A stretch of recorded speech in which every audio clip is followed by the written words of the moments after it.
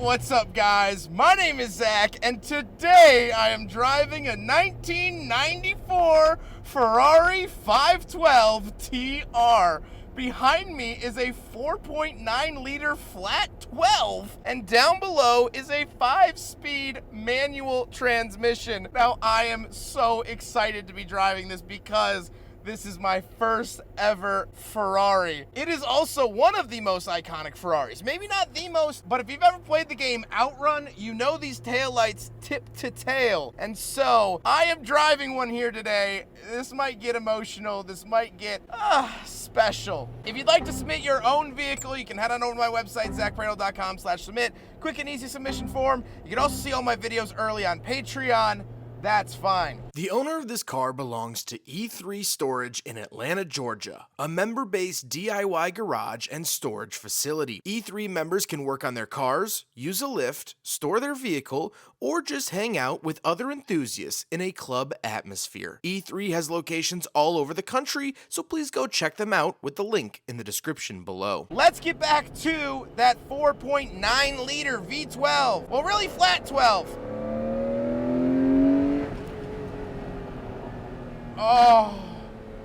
Oh, this is, wow.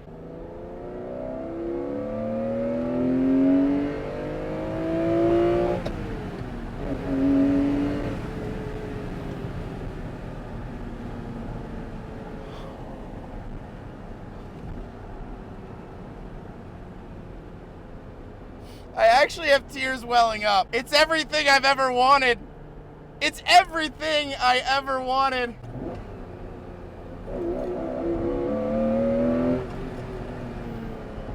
So the interesting thing is that this is the TR, and this is the final year of the TR. Yes, this is technically a Testarossa, but this actually got a lot of updates and upgrades over its life to be the 512 TR, and this being the final year, this has every upgrade. And so, it's just glorious. It's very sturdy. It doesn't make sense. It's such a brutal force behind you. I can't believe it. I don't really have many words besides grateful, thankful, impressed.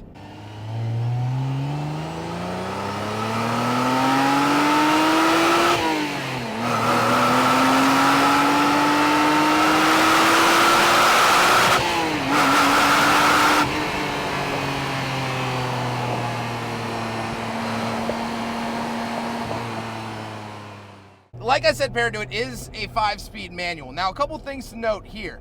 First of all, it is a dogleg shifter, meaning first gear is left and backwards, second and third are in a row. This is a typical kind of racing thing, although this was more a Grand Touring car that's left over from Ferrari's racing heritage. The clutch is incredibly stiff. One of, if not the stiffest clutch I have ever felt. And to add on to that, the pedals are offset to the right. This is to help with heel towing and things like that, so you kind of drive the car at an angle. Very, very strange. Last but not least, it is rear-wheel drive with the rear transaxle. How does it feel to drive a Ferrari 512 TR from 1994? All things aside, harsh ride, stiff suspension, it's a sporty car, although the owner has road tripped this thing before and he says he enjoys it. Visibility is terrible, but driving a Ferrari, that's worth more than its weight in gold. And we'll talk a lot about that with the final thoughts. With that being said, let's move into the interior. Well, in front of me, I have 4 gauges. Off to the left is my speedometer. In the center is my oil pressure and coolant temperature. And off to the right, we have the tachometer that will rev a little bit past 7,000. On the steering wheel, all you get is the yellow prancing horse staring back at you. What a marvelous thing it is. And off to the left, we have a climate control vent and a button you can press if your wife leaves you and takes the kids. Moving on to the door, we have power windows and our power mirrors, as well as our latch to get in and out. Moving into the center, you actually get this little hidden compartment for the radio. Really, really like that. I think it's kind of cool, although the radio is horrendously outdated. It's from '94. You can't really judge it. Down below, we have 3 symmetrical climate control vents, and we have a clock, fuel gauge, and our oil temperature. Moving into the center console, this is where you'll find most of the buttons. So off to the left, we have that beautiful gated shifter.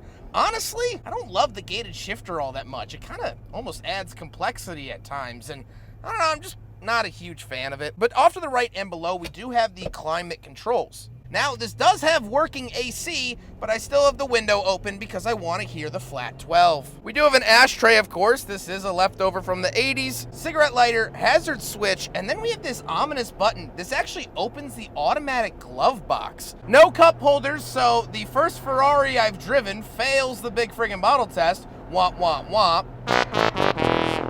And the seats are actually relatively comfortable for what they are. They're kind of small, but that's okay. They're holding my butt inside a Ferrari, and I am incredibly thankful for that. However, speaking of seats, we don't have any back seats, but we do have a frunk, so let's hop up there and take a look at the cargo space. Now, this was designed to be a sort of grand tourer car, so you actually can fit luggage up in the frunk. You wouldn't think it, but you can, which is pretty special.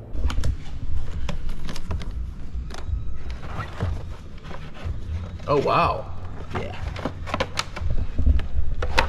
Huh. Yeah. That's pretty cool. All the original stuff. I got the books. It's fully stamped all the way. Now we have to talk about the looks.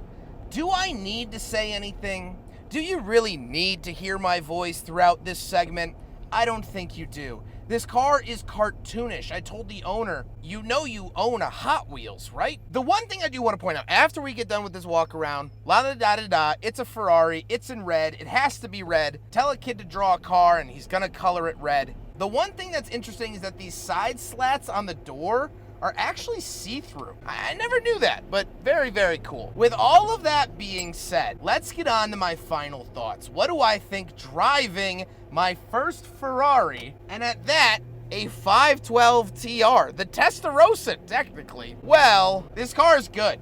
It's honestly so unbothered at speed. It's so planted. Everything feels heavy. It feels like an obsidian door closing. It's just so confident on the road. This car has BDE. Not in just the way that it looks, but the way that it drives, the way that it sounds. The 12-cylinder isn't loud. I thought it was gonna be this monstrous roar. But there's nothing more menacing than someone who's angry, but speaking in a calm tone. That's when you know you really messed up. And that's how this sounds. This car isn't mad at you, it's just disappointed. And that is a softball to the chest. Now, I gotta be honest with you. Growing up, I didn't like Ferraris.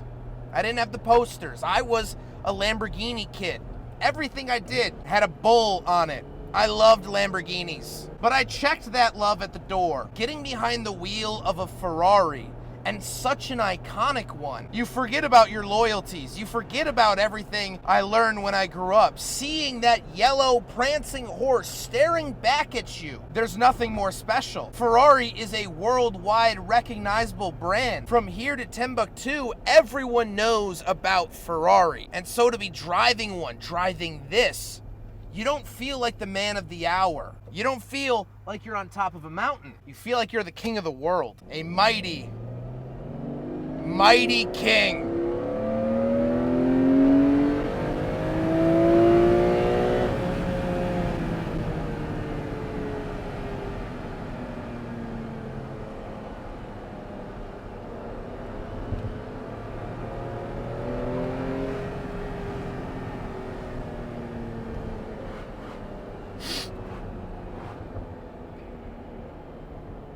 I might be the first Pradle to drive a Ferrari. I'm getting goosebumps. I don't know if you can tell on camera. I'm goosed up. I hope you guys enjoyed the video. Huge thank you to Tunstall for letting me borrow his Ferrari. I need a moment. I need several moments after this because fuck. You can like the video, you can dislike it, and leave a comment what you need to buy at the store today. I don't care. I don't care. I don't give a shit.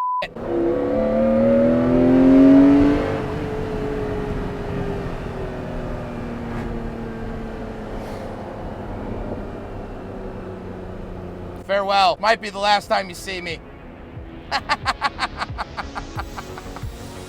Take care, guys.